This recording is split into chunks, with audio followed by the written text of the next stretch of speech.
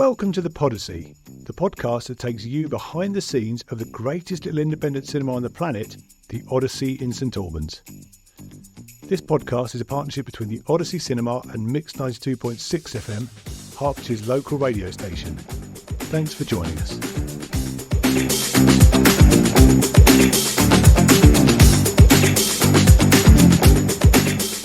Hello and welcome to the July edition of the Podyssey. I'm joined as always by Nick, Sam and Roberto. Hello chaps.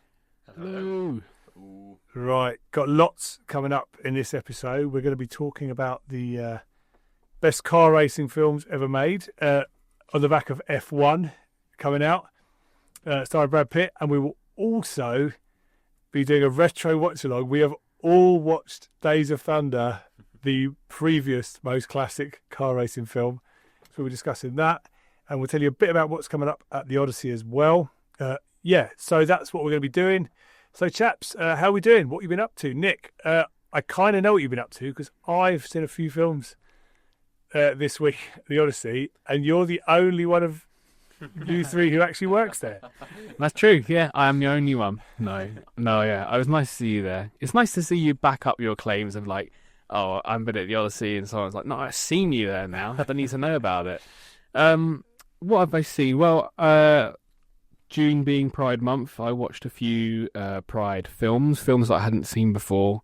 These was at home, a few ones on Mubi and other streaming sites. So I watched Orlando with Tilda Swinton, which is like a period piece, but very fairy tale-esque expression of like gender identity and things like that. It was very surreal. There wasn't how to explain it. Do watch it though; it's a great movie.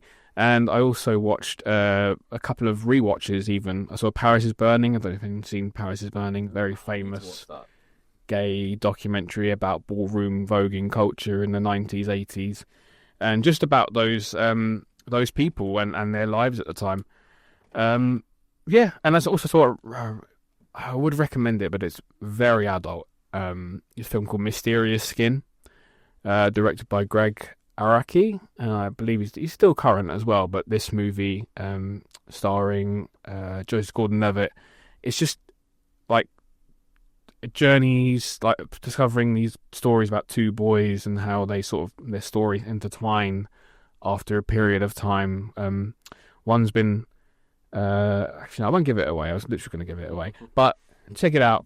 I think that's on Netflix at the moment, or they might have just got rid of it. But if you can't find it there, then Google it. Mysterious Skin. All right, Roberto. Nice, yeah. I always hear about Mysterious Skin. I've only seen a couple Greg Araki films, but that's the one I need. That's my only one. Oh, decent. His other films are crazy. Yeah, no, I've been on a bit of hot streak recently. I've been at the cinema a lot. Watched some of probably my favourite genre films in the last couple of months. Ballerina, thought it was awesome. I'm like the biggest defender of that film at the moment. Yeah. Watching Ana de Armas just tear up people, epic. This is the John Wick, not prequel or sequel, but side show. Yes, bar. yeah. And what's great about it is I think it does enough to like differentiate it from the series while retaining the kind of the vibes and the aesthetic. Like it's just all done through the way Ana de Armas fights is like very different from John Wick, because John Wick's very like grapply judo, tactical, and she's just like scrapping around finding kitchen knives and just so you get a real like sense of the character. So I love that. And Final Destination Bloodlines, inexplicably one of my favourite films of the year so far. I'm not even joking. Just like pure sadistic fun. I'm probably the goriest in the series yet, which maybe says something about me, but I just really had a good time watching it. And me and my mates, we went to see it, we were just like, that was so funny. So I recommend that as well. Seen a big film, 28 Years Later, which I'm sure we'll get onto towards the end as well. That was really good. Lots of nuance and carnage all mixed up in there. So yeah, kind of had a good run at the cinema recently. So yeah, in high spirits, let's say. Nice. Yeah. Sam, what have you seen? So yeah, I watched 28 Days Later in anticipation of 28 Years Later. This is the middle one. No, this is the first one. Cillian Murphy made him a star. London's dead, kind of thing. Yeah. Yeah, it's pretty amazing. It's kind of the visual quality of the film is pretty low because it was all filmed on like really early digital cameras. So it looks kind of bad, but kind of on purpose, I suppose. I think It adds an element absolutely. to it. Yeah, it kind of gives it all a sense of like grungy underground vibes. Yeah, it's really, really worth watching. It's on iPlayer at the moment. I really, really enjoyed that. So yeah, looking forward to seeing the new one. I also saw Elio, the new Pixar film. I went to the cinema in Amsterdam. I was there a couple of weeks ago, which was like a kind of Art Deco Odyssey style cinema. Not as good. Yeah, of course. No, it's good. Yes. Yeah, pretty incredible. What was it called again? Because I've been there as well. So you went to Amsterdam, and I went to Amsterdam a couple of years ago and found this place, and I had been meaning to tell Sam about it, just forgot. But turns out you went anyway. Oh, luckily, yeah. It's beautiful. It is incredible. Yeah, it's a Pathé cinema. So Pathé, the film production company, they have a couple of cinemas in Europe, which is really cool. And yeah, that's one of them. Yeah, it's an amazing place. If you're ever in Amsterdam, definitely recommend seeing that. But Elio is a really good film, and it's kind of a shame it's done really poorly at the box office this year, and just people really haven't turned out to see it. But it's definitely one of my favorite Pixar films in the last couple of years, easily. It's just a really sweet story of a boy who wants to travel to the stars and meet aliens, so he's kind of begging them to abduct him, and antics ensue from there. I've got a theory on Elio and why maybe it's not done quite so well. It hasn't got like a real instant kids hook when you watch the trailer of it. So we'll get onto this one, but like Cars has got Owen Wilson skidding up as Lightning McQueen. You're like, yeah, okay, I'll buy that. You got like the Despicable Me, you got the Minions egging about. It's not totally straightforward to work out what Elio's about. No. It's for an adult film in a trailer, it's fine to be mysterious. For a kids' film, you're like, oh, I think I need a bit more. Do you know what I mean? Definitely. Told us enough about what it's going to be. Or something Yeah, like there probably isn't kind of a hook or like a concept, which most of other Pixar films probably kind of hinge on, and that's what gets people in. It's kind of just a really nice story. It's kind of a smaller affair, but What's also good about that particular Pixar movie, like any other though, is that importantly it has an emotional core within it, and I think that does play an important part. I've seen it as well. I do think I liked it. I wouldn't say it's one of my faves of all time, but like I do think it's definitely worthwhile watching. 100%. Oh, I think me and Freddie are going to watch it. yeah. And speaking of him, we went to see. We saw How to Train Your Dragon, the live action. Yeah, Nice. Seen that It's as well. good. Like the I liked it. first hour through his eyes. I always watch stuff through his eyes a bit when I'm with him. Possibly a bit talky and slow, but then it absolutely goes wicked when they all start riding the dragons about, and Gerard Butler's amazingly cast as a kind of Viking who shouts a lot. Isn't it crazy how well Gerard Butler as an animated character translates like out of animation into live action? Like there's a part where he's about to like punch a dragon. I'm like, there's no way this is going to look anywhere near as good in live action than it does in animation. And then he starts like smashing this dragon in the face, and I was like, just like the Heme version. It just looks like he's very good at punching a CGI dragon. It's nuts. Yeah, he should have been a Viking. He's the most Viking bloke I've seen in quite a while. Yeah. I really thought it was that. He really is that character. It's like his magnum opus of performance. Born to play. And I saw Mission Impossible sneaked in there. It's good. It's long. Yeah. Is there still some showings? There are. So Okay, so do go watch it. yes. Do go watch it. If you like those films, you'll definitely like it. Yeah, it's definitely worth seeing. Wasn't for me the best of those films. Glad I saw it through. Really liked. I'm not going to give it away, but there's a person who's in it, and about halfway through, they're like, "I was actually this guy." So you're like, "Oh, One of the best bits of the film. I that's think. really good." Yeah, rolled my eye at that moment. Yeah, that was excellent. I was surprised how well that was. Yeah, it should have been Guy can't so work. poorly done. But Yeah, no, I thought that was great. And I saw The Battle of Voice Island, which was absolutely lovely. Loved it. Cried. Thought it was fantastic. Yeah, thought it was lovely. I think I'm going to come see it this week. I think it looks really good. Yeah, really nice. Songs are good as well. It's charming. Yeah, it is charming. It's exactly You what it think is. it's like quite a throwaway story, but it's just like really nice. and watchable, and the settings are really calm and stuff like that. Yeah, I thought it was great. I thought Tim Key was really good in it as well, like really good at acting in it. See, a lot of people I think actually have walked into working the shifts. A lot of people have talked about Tim Key. I have no idea who Tim Key is. He's involved in like Taskmaster, just a kind of funny bloke, like a sort of jobbing round the place comedian. So it's kind of mad that that seems to be the bring in. Tim Key is what I say. There's a lot of people who have talked about him. Yeah, that's why I went to see it. Yeah. And so his mate, who plays the other guy, he had a good little story. So he wrote the music for it, and everyone keeps now saying to him, "Oh, look, the music's amazing. You've done so well." And he said, "Look, I've got to come clean." Basically, he wrote kind of a version of those tunes. Kerry Mulligan agrees to do it. Mm-hmm. She brings her whole family to the shoot. And she's married to Marcus Mumford. Yeah. Mumford. Really? And because he's a nice bloke, he's like, well, look, if it's helpful while I'm here, I'll look at some of the tunes. Basically rejigs them so they're like absolutely amazing. And now everyone gives the first bloke the credit for it. But really enjoyed it. Really good. And good to see you working so hard, Nick. And no sight of the theft. Not at all. Not at all. I've been up in projection, I promise. Right. So Brad Pitt is back with a vengeance in F1. Very exciting, looks good for the trailers. We're going to be talking about that shortly. And as a result of that film, we're going to be talking about some of the best racing films. And we're going to have a little talk about Days of Thunder from back in the day. Okay, welcome back to part 2 of the Podyssey. So, the new F1 film, you can't have missed this, that this is happening. The new F1 film with a frankly madly good-looking Brad Pitt for 60, whatever it is. Yeah. Headed up by Brad Pitt is now out. It's going to be showing the Odyssey. Loads of showings coming up.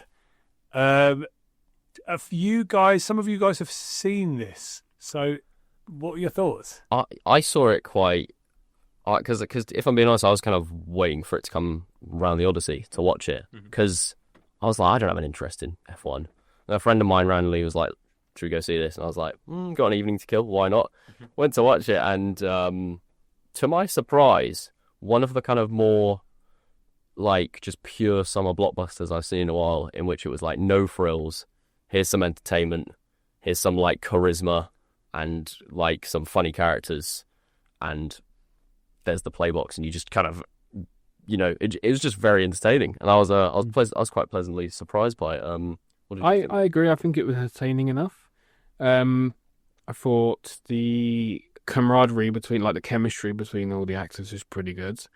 And I really liked Damson Idris in it as well. Actually, I would say most of them, but Damson Idris was a standout just because he sort of, I don't know, had more charm and wit about him, I thought anyway, just in the way that he was like playing around with his character.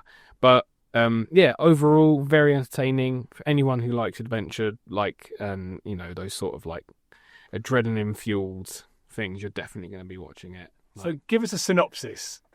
So, Brad Pitt, he used to race in the 90s, but now he kind of just drifts around. He kind of he does kind of like freelance racing in the little leagues. But then Javier Bardem, who I think was actually my favorite character in the film, just because he had these like really funny outbursts at times. So he like really demonstrated his comedic chops. He comes to Brad Pitt, they're old friends, used to race together. He's like, "I need you to come race in Formula One." And one of the funnier controversial talking points is a lot of people going, it is not realistic that they would get 60-year-old Brad Pitt to race in Formula One, like just on a pure scientific level. But they continuously bring it up as like he's last resort. I think we spoke about this on the pod before, but he's a crazy looking 61-year-old man. Like you can absolutely buy him as like early 40s. He just he doesn't look like. There's some weird stat where like he's a month older than Nigel Farage or something, and it sort of blows my mind a little bit. That's crazy. But yeah, Brad Pitt good in it, because I heard all the chat beforehand, and people were saying, can Brad Pitt still sell a film? And I was like, what are you talking about? It's Brad Pitt. Of course he can. I was like, think so. Yeah, he's kind of like the center of all these other characters, like shooting ping pong ball quips off of him, and he's just able to, return them very, very, very satisfactorily. It's just a A lot of I think like Brad Pitt just has had those chops for a while, like in the same way Tom Cruise sort of like had that dramatic acting experience and then just took a break and was like, no, I'm going to make movies that I want to make. Possibly this seems like, I mean, I'm not sure too much of Brad Pitt's interest in F1, but actually that's what's more interesting to me about it too, is that they went to these Grand Prix when they were going on and filming them while everything was happening, crowds full of, stadium full, whatever. Oh, so they were kind of done at the real event. Oh, yeah. Oh, yeah, I forgot. Real event. And because there was that time Silverstone last year, wasn't it? And they had Brad Pitt show up because they were literally putting them in cars and filming them. So it's not like they, I mean, I'm sure they didn't do all the driving, but I mean, quite a lot, I think. Yeah. I'd definitely say that no matter what you think of like the film, the racing sequences are really. I mean, some of the camera work around the racing sequences I have not seen in a movie ever. Yeah, it's very exhilarating is the word. Like very just. You were very in it. Makes you feel like you're at the seat of the car. I'm definitely going to see it. We talked a bit about this off air. It's quite a naff name for what's going to be a very big film, isn't it? Just F1. That's what sells, though, isn't it? F1's already a massive franchise, already popular among people. I think that if they're involved in it as well as a licensing product, then they're going to want their name all over it too. Yeah, maybe. And I guess it doesn't really matter what it's called because if it wasn't F1, it would be called Formula One. Yeah. Or Days of Thunder 2, which we'll get into in a minute. Because there is a bit of a kind of tenuous. That is true, actually. Or quite strong connection between the two films, which we'll get into. But I'm guessing because Tom Cruise was maybe doing Mission Impossible, it switched to its own project afterwards. But Oh, so you think at one point this was going to maybe be. Possibly, but also I think Days of Thunder 2 is in talks as well. But it is now. Surely missed the boat. Sure, so I think so. But either way, I think we got a really good racing film out of it. So I think at the end of the day, it's all good. But we'll kind of talk about the tenuous connection in just a moment. But so it got me thinking like we were going to discuss like other good racing films. So the Pixar Cars 1, 2, 3, I would say. Of course. Cars, fantastic racing film. Rush, have you seen that film? Chris Hemsworth, wasn't it? Chris Hemsworth's in it? Yeah, Chris Hemsworth plays. There's two real drivers. Chris Hemsworth plays James Hunt, and Daniel Bruhl. Yeah, he's really good. He plays Niki Lauda, and it's the story of their real life rivalry over a season, and also the differences between the two drivers. So Hemsworth, James Hunt is kind of like a bit of a champagne playboy with kind of George Best style, which I think is probably quite true to life. And it's about them going for this one same title, and Niki Lauda has a crash and he kills him halfway through. It's quite amazing. I'm not a Formula One fan, and I think I just sort of ended up watching it. Like when sometimes something just kind of falls onto you, and it was really, really good. So I enjoyed Rush. Yeah, I want to watch.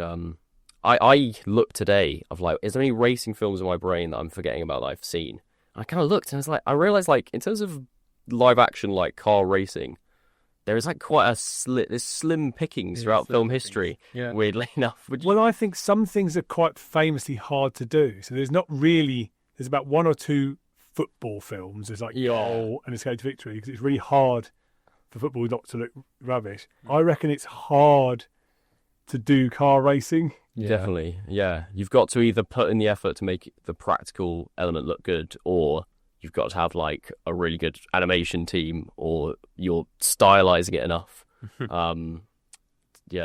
Which I would say works really well in a film I'm going to bring up called Speed Racer. Have you guys seen Speed Racer? Absolutely. No. A long time ago. Great film.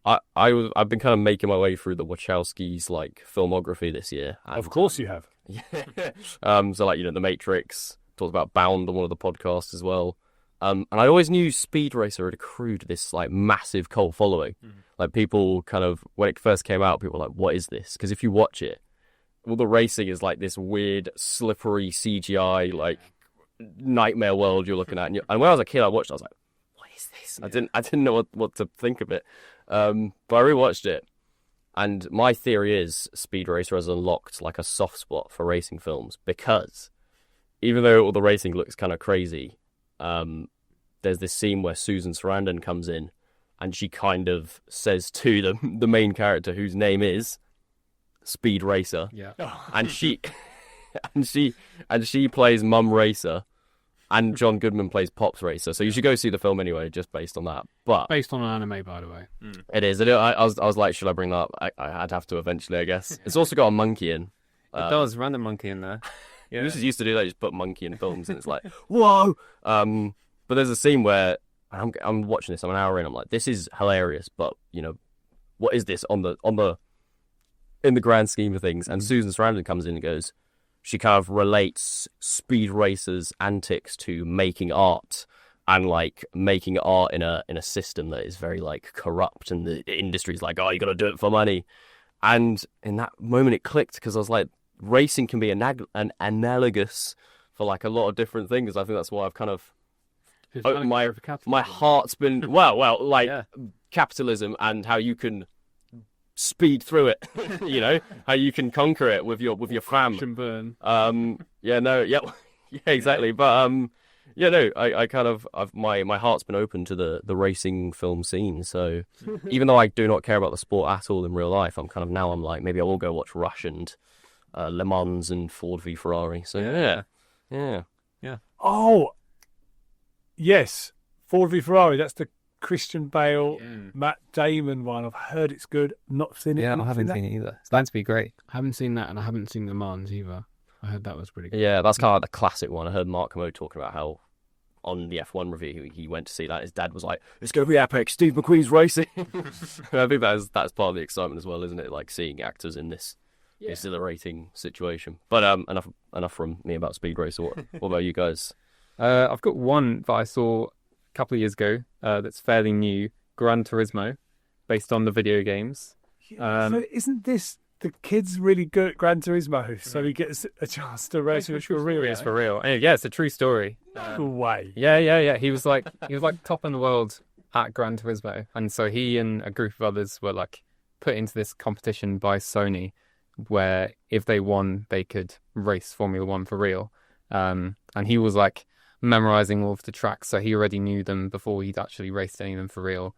And so it's kind of just a successor of this guy just getting insanely good at F1 after playing Gran Turismo for years. That is absolutely bonkers. So he's a real driver now. Yeah, real driver. Yeah. Oh, I don't know if he's retired, but I think he might have been. Was a professional race driver. And very good, apparently. It's honestly like, it's a pretty simple film, and it's just kind of a very positive film. It's just watching this guy just go nuts and just be really good at racing. It's really good fun time, to be honest. It's nothing crazy. It's just good fun watch. It's on Netflix. And I love Gran Turismo, the games. I'm really terrible at them when I was younger. And the film makes you realise how very hard actual driving is. And how bad you were. And how bad I was in particular, yeah. Slight side story. I had a cousin, my cousin from Portugal, Nunu. He would often like come round when I was younger, and I had like Gran Turismo 3 with like the steering wheel. And usually if I played games with people when I was younger and I kept losing to other people, I would like get really upset. I'd be like, no. But like Nunu would come over and he would just beat me like relentlessly at Gran Turismo. But maybe it was just like the feeling of like an older like kind of compadre like playing games with me that I didn't care. But I was just like, he'd beat me and I'd be like, nice, this is epic. I've got my Gran Turismo steering wheel. And the soundtrack slaps in those games, by the way. Anyway, that's a side story. Yeah. All right, so in honour of all-time great racing films, one we deliberately haven't mentioned yet, which we're going to talk about as our first ever retro watch-along. That name of that segment might change, by the way. Days of Thunder. So we're going to come back in a second. We've all watched it, and we're going to tell you how we found it.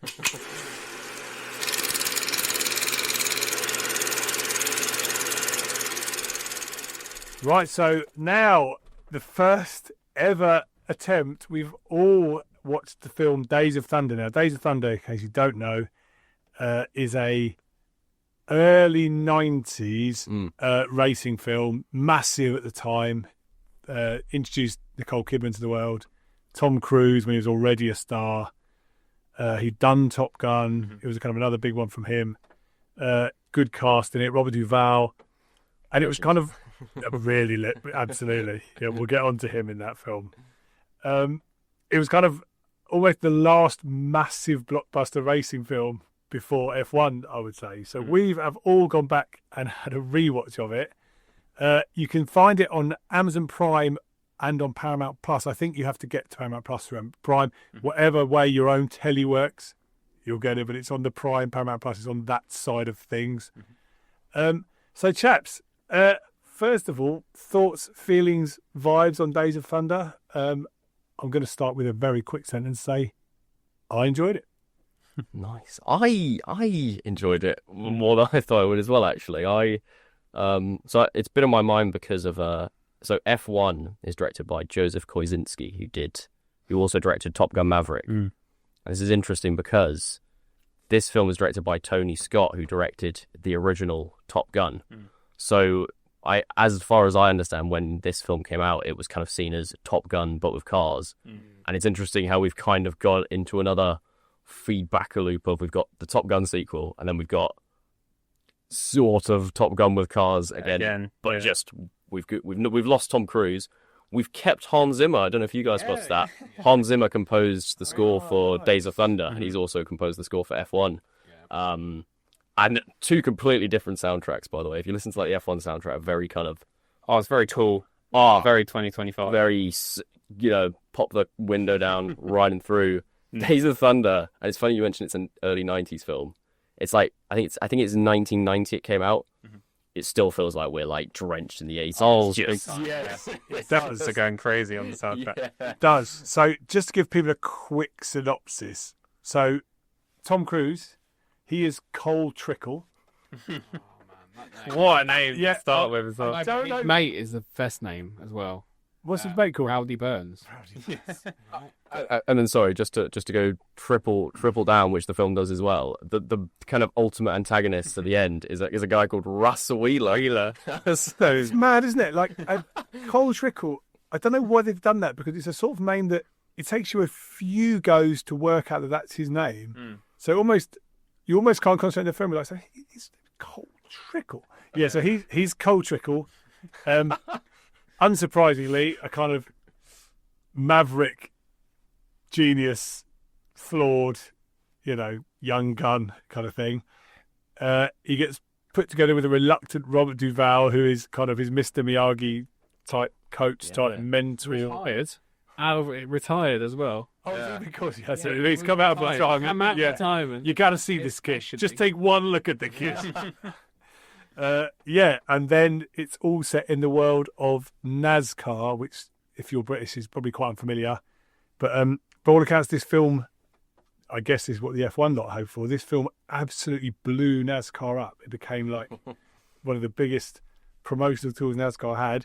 Cole Trickle, I found out from Google, based on a real driver called Tim Richmond. He's a kind of hard-partying ladies' man. He's a NASCAR driver, died of AIDS in the late 80s. So Cole Trickle's character was actually based on a kind of true guy. Interesting. First one for Nicole Kidman. She really kind of, you can see why she's now famous. She kind of is great in it, I thought. Yeah, definitely, yeah. So Nick, Days of Thunder, what do you think? I said to Sam outside, totally honest, I said to Sam outside, if this movie could be described in a sentence, this is obnoxious, the movie. Oh. Like, I just think, like, a lot of them, like, the attitudes in the movie for the characters, I agree.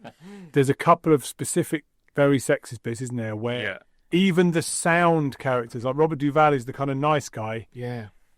Yes. Yeah. I know, remember, pretty outrageous, even for like 1990. Yeah, pretty shocking. So interesting, that, isn't it? But they're not. If you watched it back in 1990, damningly for the culture at the time, I don't think people would have spotted it or mentioned it. But now, I know. it is so sexist. Yeah, I just think, like, acting was fine, and I do like the cast was great actually. Michael Rooker, I actually really enjoyed Michael. Oh yeah, he's probably my favourite. He's so good as well. Carrie Elwes, didn't enjoy the character too much because he's just a knob, but yeah, good casting. I especially love Robert Duvall. He's been in another racing. I didn't mention it before, but he's been in another racing film or car film, Gone in 60 Seconds. Oh, he was in that. Was it? Yeah, also age With Vinnie Jones. with Vinnie Jones, Angelina Jolie in white braids. Yeah. So, like, I like the casting, and I actually sort of thought, like, I had maybe an expectation for the movie before I went into it, but within the first 10 minutes, I was fully like, what am I doing watching this? Like, honestly, like, Your homework was what you were. it was my homework. Yeah. So I had to stick with it. And I enjoyed some parts of it, and I was like, but the editing was choppy, and like, you just straight into it, and I was like, okay, cool. So that's maybe what the theme of it, being like, you just sort of non-stop, like you're moving into the next race and next race. But yeah, I enjoyed the Hans Zimmer score as well. That was luckily, because unfortunately I didn't really enjoy much else about the movie. Damn, that's interesting. Because, yeah, like I said, I was a bit trepidatious about it, and particularly because the first Top Gun, I was not a fan of that film at all. Like, I thought it kind of... Top Gun, you're like watching it, and halfway through you realise this is not really a film about people in fighter jets. It's a film about, like, the people who go in those just hanging out and, like, being dude bros for, like, an extended period of time until, like, the very end. And I, like, really couldn't engage with it. And when this started, I was a bit like, oh, is this gonna be like a similar thing? And it kind of is, but there was something about it. I don't know if it was because I knew less about it going in. It's definitely not as iconic as Top Gun. Like, there's no soundtrack hitters. There's no take my breath away on the soundtrack, which is a They went. damnation. Didn't quite work. There's one They called tried. "Show Me Heaven." Yeah. Just kind of sounds sort of similar to Take My Breath Away, but it didn't quite hit in the same way. Yeah.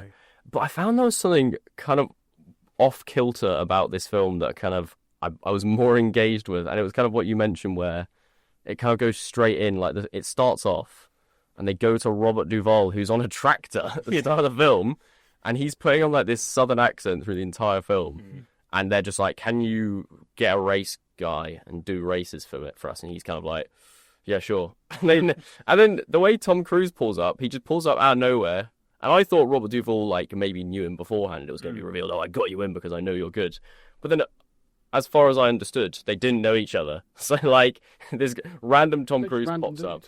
And this guy, and Robert Duvall's like, "This is my son now," basically. And that was the thing I think on a sincere level kept me engaged, was that they had, like, quite a good combo. They go between them two. It is. I mean, the freeze frame at the end where they're just, that is the funniest thing ever. So they're like having Tom Cruise gets out of his car, they're like having "Oh, we won," and then they're just like, "Race ya."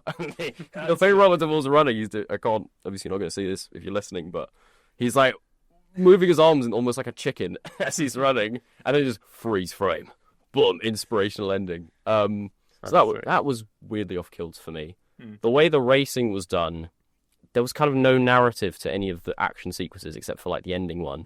But, Yeah, like, it's true. It's kind of difficult to follow the stakes of the races. Yeah. Maybe because the NASCAR, I think, doesn't work in the same way as And there's a one. confusing. This could be how it would actually work, but the reason, because, like, Tom Cruise becomes a good person, and because he's helping his friend out.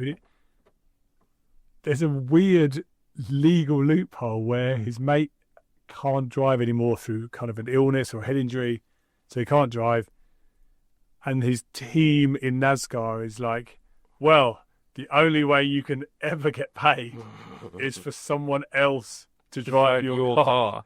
Yeah. Which feels a bit, like, loose, but anyway, that's where Tom Cruise steps in. Yeah, I think the legality and the morals of NASCAR seem very questionable in this film. You don't know if that's changed much since the 90s. Yeah. which I think plays into the odd nature of the film in terms of, like, the film kind of has that inspirational, like, yeah, we got to go going on, but then there is, like, the overtone of, if you crash in one of these cars, you are going to be messed up, like, for the rest of your life. And talking about that, the crashes in this film, look insane. Like, there's that one where the car hits Michael Rookers and it just goes flying. It flips and flips. And usually when a film does that, and F1's a good example, when there is a crash, they'll like set it up, they'll drown the music out. In this, it's just Tom Cruise is driving, and then suddenly he's gone, and he's in the hospital, wheeled into a CAT scan. And you're like, okay, that's just. And then he meets Nicole Kidman, who's the doctor. Yes, Yeah, which which also could be a stripper, but you never know. Oh, yeah, That's too much. Too much. I've seen in a while. I found that interesting because it happens, and it's kind of like a mini Chekhov's gun because It is actually the fake cop thing happens where the lady's there and she's like, "Hello." Another weird moment, anyway. I was gonna say this feels like the perfect kind of. The reason it screams 80s is because it's corny, and then it's another word that rhymes with corny that I can't say on the podcast. But that happens, and then he thinks Nicole Kidman is also in this part of like setup as well. And then I really like But he believes that Nicole Kidman's a stripper because his friends have tricked him into it. Then there's a very odd moment where he talks to her as if she's a stripper and she's actually a highly qualified medical professional. And it hasn't really stood the test of time. No, it's certainly not. You can see why they thought back in the day her like being like, dismiss it, like being like, oh, you're an idiot, and then like walking away was like, whoa, this girl doesn't, she's not like the other ones. But and you know what I hate about that the most? Like those goofy people around is like, funny, the sideline. And John C. Reilly's one of them, another. And he's got a mad side story that goes nowhere. Where I think his dad died doing NASCAR. oh yes, he's the racer that Rob Duvall sort of That's in. Do you see at the start? I think he just tells us. Yeah, I think you're Yeah. It might be flashback, just a brief flashback at the beginning when there's that race, but I'm not sure. It doesn't clarify. Yeah, it was really funny that because at the end towards the end, Tom Cruise is talking to Robert Duvall about like that his John C. Reilly's dad dying, and like they're kind of talking like it's just between them two, and it's like John C. Reilly is nowhere to be seen. It's like in the script writing sense, you probably want that character in there to like kind of have a bit of a say in that, but Yeah. Also, their name. Talking about name, Buddy Breverton. Well, where are you funny from? the name's really. I mean, Great. even Nicole Kidman's character is Dr. Lewicki. Yeah, like quite confusing names to follow. It's like it's just this very very odd duck of a film. But yeah. Not to harp too much on that whole stripper subplot, but I did like how Robert Duvall's character comes up and is like, oh, I'm really sorry about that. I don't know you ever made an opinion, because he's literally Tom Cruise's dad in this film, basically. Yeah. I thought two interesting things I don't expect this film. One, I don't know if they would do this now, but maybe they would. It is so, the character of Cole Trickle is so similar to Maverick in Top Gun. Like, it's almost like if Maverick hadn't joined the Navy, He'd be doing this. this is just him doing, like, it's so, they've obviously thought, well, that worked in Top Gun, we'll do it again. But I was sort of quite surprised that, like, they're almost exactly the same person. It definitely seems like behind the scenes there was just an incentive of like, how can we replicate the success of Top Gun using a similar thing? Yeah. And the producer, Jerry Bruckheimer, he did Top Gun, this film, Top Gun 2, and F1. So he's all over all of these films.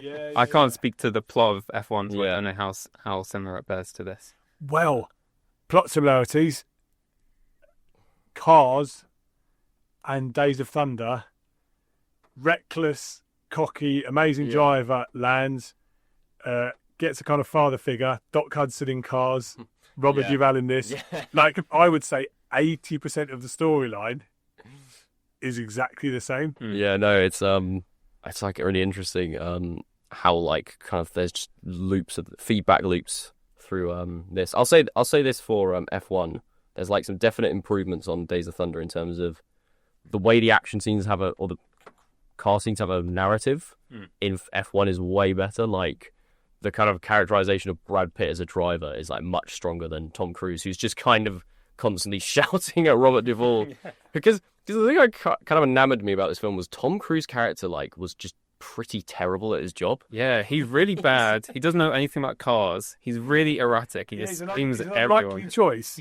Right. Yeah. So, like, to be honest, what put me off in the beginning is that he comes in on a motorbike. And I'm like, dude, you've been driving in a car. He came straight from the Air Force. Straight, Exactly. It might as well be the same views. Yeah. Okay, so look, any more thoughts on Days Thunder before I'm going to ask you to give it and I'm so sorry about this, a checkered flag or a car crash?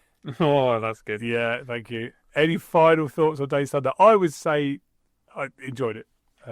Yeah, I think the racing scenes are good fun, and it's definitely of its time in many respects. But yeah, it's a good fun time. Definitely a worthy companion piece to F1. Yeah, I think if you're gonna come and see that.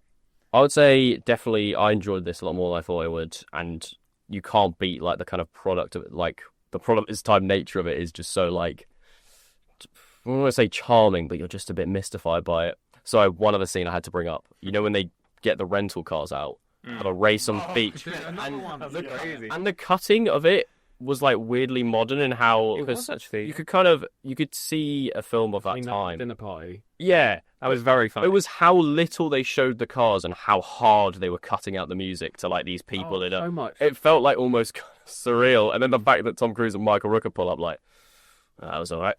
that's kind of how they get mates with, isn't it? Yeah. They hate each other, and then they have this race and turn up smashed up to a dinner Yeah. party. Which I respect. You know, I would say the racing film genre kind of thrives on a bit of cheese, a bit of cornball energy, and that's in Days of Thunder. And I think F1 kind of definitely improves on aspects of this film in the ways, in similar ways Top Gun Maverick improved on the original Top Gun. Kind of gives it a stronger emotional core, makes the action scenes have more of a narrative to it. So if you do enjoy Days of Thunder, definitely come and see F1. If you don't enjoy Days of Thunder, F1 is a massive improvement, I would say. So it's a win-win. Nick, I shouldn't have ended with you actually. I hope, but You're sorry to end on negativity, but if there's a rating in between that, which should be small engine fire, everyone's fine, but you can't finish a race. that's your way for it. So, checkered flag from you two. I'd say so. And technical faults. Technical faults, but everyone walks out unharmed Yes, from you. exactly. Okay, yeah. All right, but yeah, it was good. We'll do another watch along next month. But yeah, chaps, thank you for watching Days of Thunder. I did like, by the way, yeah, without being all negative, I did enjoy this segment and I look forward to doing more. All right, well, we've just got time to come back shortly and let you know a couple of things that are coming up at the Odyssey soon.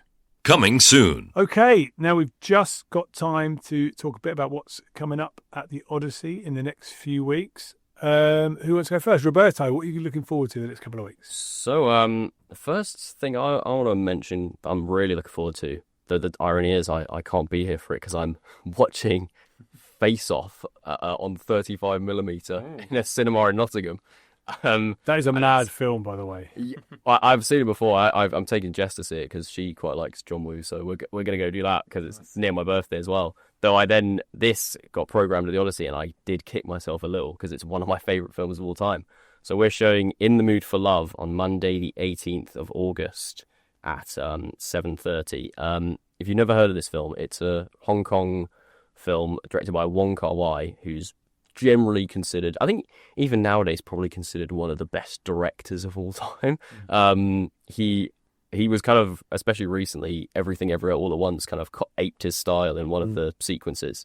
You can go look that up if you want. But yeah. In the Mood for Love is a film sort of in a similar vein to Brief Encounter, a couple who, but in this case, there's two couples, and the male and female one of these couples, played by Tony Leung and Maggie Chung, they realise their spouses are cheating on each other, and they kind of begin this friendship because of the kind of the shared pain of that, and then eventually kind of blossoms into a romance, but a very unrequited romance that is never spoken, and that's kind of the lasting impact of the film. I think is this yearning and this longing that Wong Kar-wai is so magnificently able to achieve. And I remember watching him my first year in uni, and just like, it's one of those films you watch it. It's an hour and a half long, which is already fairly short, but it felt like 30 minutes to me. And I'm like, almost when it ends, you'll be hungry for more, but in like the most perfect way possible. So we got about 7:30 Monday the 18th of June, and we've also got I think it's an extra short film afterwards as well. That's kind of come out recently from Wong Kar-wai. That's a similar. It's like a additional scene that you didn't add into the film for whatever reason, but highly recommend that. An absolute classic and one of my favorite films of all time. So I'm sort of kicking myself that I can't go and watch it. But you guys can all go enjoy it. And then literally the day after that at 7:30, Tuesday the 19th of August, we've got Friendship, which is a film starring Paul Rudd and Tim Robinson, who Paul Rudd, everyone knows of him. Tim Robinson is responsible for a Netflix show called I Think You Should Leave, a sketch show. And I highly recommend going to watch the first episode of this show because it's one of the most surreal but weird, oftentimes one of the most hilarious things I've ever seen, and just various sketches revolving around somebody just acting completely unacceptable in a social situation. So and black comedy, isn't it? It kind of dances between like really absurd, kind of dark at times, but mostly just built on this Tim Robinson's incredibly strange inflections and way of speaking. And some of the sketches you'll be like, what? And then the other sketches you'll be just belly laughing. And this film looks to kind of bring that into a sort of dark comedy sort of situation. I've heard it referred to as Banshees of Inisherin, but starring Paul Rudd and Tim Robinson. Oh, cool. So I'm very much looking forward to that as well. So I recommend come and see that if you want something different.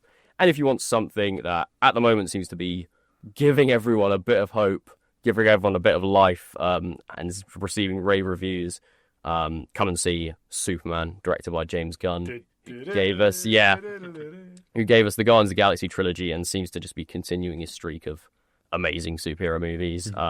We've got that for a few dates, but our first showing is Friday the 15th at 12:30 of August, and we've got plenty of other showings there, so you can have a look at our programme and see that. But I'm very excited for that as well. So yeah, good month coming up, I believe. Good stuff coming up. Nick, what are you looking forward to? Well, I'm looking forward to, first off, our preview of a film called The Life of Chuck. This is 10 days, so we're getting this 10 days before general release as well, which is worth mentioning. But the film itself is quite an understated, journey of a man played Charles Krantz, played by Tom Hiddleston. It's just like his life told backwards. What's more interesting to me is that this is based off a Stephen King novella. And I love Stephen King's books and writings, and also directed by Mike Flanagan. And Mike Flanagan's an acclaimed horror director. He's directed some of my favourite things recently. Midnight Mass, the TV show, and he also did Doctor Sleep, which is the sequel to The Shining. The Ewan McGregor one. Yes. Yeah. Very understated, almost classic horror origins. And I'm wondering how he's going to transpire that onto a film which is just about a man's life. But it's starring Tom Hiddleston, Chiwetel Ejiofor as well, Karen Gillan, I believe. So it's got a lot of UK cast and inspired cinematography from what I've seen in the trailer as well. So I'm very interested in that. And like I said, we got that 10 days before general release. So we'll have that on at the Odyssey, Tuesday the 12th of August at 7:30.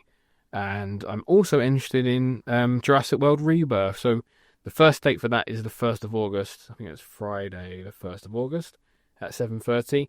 I have seen this one myself already, so that's why I am recommending it to everyone. It was a good watch. Yeah, I really enjoyed it. I wouldn't say I had many expectations, but I found myself enjoying it more than the last three Jurassic Worlds, like any one of those ones. For the first Jurassic World, second Forbidden Kingdom and Dominion, I thought it trumped those. Not by much, but it definitely was a better watch than those, in my opinion. It does go back to that sort of route of you got your scientists and mercenaries, and then you've got your family that are stuck in the middle of it all, and those then cross over, but to an effective way where it feels similar to what has come before, but is introducing something a bit different. It is a sequel to the Dominion movie that came out last. Okay. But there's a quick clear up subtitle thing at the beginning. But I found, Scarlett Johansson's great in it. The actors are great in it. I thought the overall story was quite compelling enough to take you to the end. Overall good fun for everyone, I think, actually. I'm definitely going to see it. And also, a very nice thing about Scarlett Johansson was she loved Jurassic Park as a kid, like the actual film. Yeah. And she's just beyond delighted to find herself now in one. You sort of get that these people get so famous and so rich that, it's just another job. But yeah, she's a huge Jurassic Park fan and almost can't believe her luck that she's now in one of Jurassic Park. Yeah. No, she plays well in it. She's a mercenary character in the movie. And then you've got Jonathan Bailey, who plays a doctor, and then Mahershala Ali, who's like ops, he's a boat driver. He's a all you can do sort of guy. Yeah, no, I really enjoyed it. We've got loads on in August as well that I will like to recommend, but I'm going to pass on to Sam now. If you've got Sure, yeah. ideas. Yeah, it's a pretty packed couple of weeks at the Odyssey. We've got loads of the new big blockbusters, lots of great cinema to see in the summer. So we've got plenty of screenings of F1. Of course, starting on the 25th of July and then throughout the rest of August. We've also got 28 Years Later coming up, as we mentioned earlier, from Friday the 18th of July, and Elio, the Pixar film that I talked about earlier. That's really lovely, definitely worth coming to see if you need to take the kids to see something. It's a really, really sweet film. And we got that on the 28th and the 30th of July and in August at some point as well. And we're also showing, once again, Flow, the film that won Best Animated Film at the Oscars earlier this year. I know Roberto loves it, and so did I. One of my favourite films of the year so far, It's absolutely. terrific. Yeah, it's a 5-star film, in my opinion. It's a really wonderful animated film that's all done by this one guy, really, on his own, on his computer, about a cat in a post-kind of apocalyptic, flooded world, just trying to survive and making friends with some animals along the way. Really, really lovely film. Definitely worth coming to see. Good stuff. So there's a lot of big, exciting films like this. So we've got the kind of cool ones that you mentioned, the kind of quite niche film buff ones. We've got like Superman. There's a Jurassic Park. Crazy. There's an F1 going about. It's a lot going on. That's exciting. Just want to mention quickly as well that August tickets, they'll go on sale this Friday, the 18th. Yeah? 25th. Oh, no. Yeah. It is the 18th. This Sorry, Friday. so right, yeah. August tickets go on sale this Friday, the 18th of July. That's for all of August, and you can pick up tickets for anything from there. Good stuff. Right, thank you, chaps. And because there are still a few more showings of the final ever Mission Impossible coming up, I mean, you can if you like timers ticking down and Tom Cruise running an awful lot, this is for you. So we're going to try and say goodbye in the style of Tom Cruise. Roberto, how are you feeling? I'm confident with this one. You know, those three guys in the Podyssey, I love them. I love those guys. Neil, Roberto, Sam, Nicholas. Always just great guys. I love them. They love movies. I love movies, and I studied cinema. But listen to the Podyssey and come to the Odyssey Cinema. Just get your popcorn. Just relax. Thanks. Very good. Sam, do you want to go next? Oh, okay. I just love cinema, okay? And you guys, you need to come to the Odyssey Cinema, okay? It's just the best cinema in the world. I love movies, and you're gonna love movies. Come see it. Why is Tom Cruise now suddenly like this dreaming He's action star. I did old Tom Cruise. You did young Tom Cruise. Yeah, so you don't like hit Oscar. Tom Cruise. Can I do like a breathless Tom Cruise? Yes, you can. Yeah. Okay. I know, I'm not going to bother. It's really hard, you know. Thank you for listening to the Podyssey, and come to the Odyssey Cinema, pick up a ticket, and come watch Mission Impossible 7 and 5. Very good. You guys were great. I loved it. Guys were great. Awesome. Tom Cruise. Mission Impossible. Ethan Hunt. That's couch jump. That's very true, yeah. Yeah, right. Now let's get out of here so no one has to listen to any more of that. Thank you so much for listening. Say goodbye, chaps. Goodbye. Thanks for listening. You.